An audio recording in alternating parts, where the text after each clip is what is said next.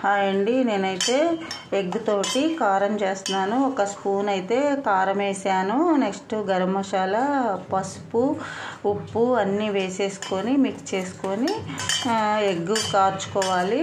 చూస్తున్నారు కదా, ఇంగ్రీడియంట్స్ అయితే వేసేసుకొని కొంచెం పాలు పోసుకోవాలండి. ఎందుకంటే ఎగ్ డైరెక్ట్ వేస్తే ఉండలుగా వస్తుంది, మిక్స్ అవ్వదు అనమాట. ఇలా పాలు పోసుకొని మిక్స్ చేసుకోవాలి.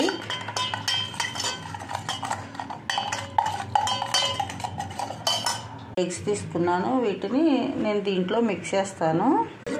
ఇలా అయితే మిక్స్ చేసేసుకొని మిక్స్ చేసిన దాన్ని తీసుకెళ్ళి చూడండి, ఇలా మిక్స్ చేసేసుకొని దీన్ని తీసుకెళ్ళి ఇడ్లీ పాత్రలో పెట్టేసి బాయిల్ చేసుకోవాలి.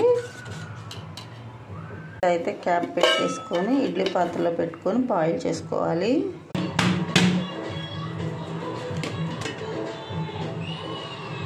ఇలా తీసేసుకొని ఇలా బాయిల్ చేశాక ఇలా ప్లేట్లోకి తీసేసుకొని పీసెస్గా కట్ చేసుకోవాలి. స్టవ్ మీద హీట్ అయ్యాక ఆయిల్ వేసుకోవాలి.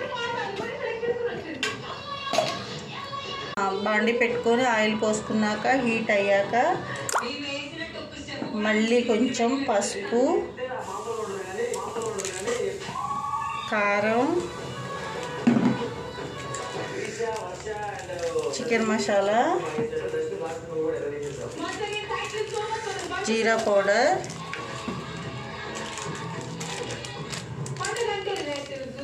Garam masala, coriander powder,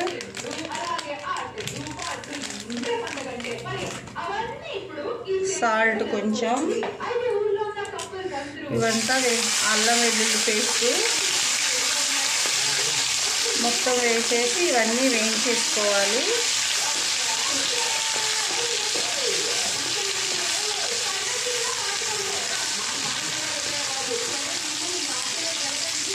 కావాలన్నీ ingredients వేసాక అప్పుడు మనము కట్ చేసి పెట్టుకున్న ఎగ్ వేసుకోవాలి.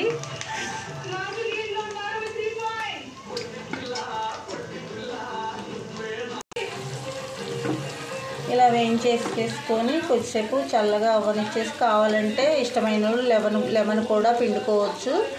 దీన్ని టేస్టీగా తినేయడమే.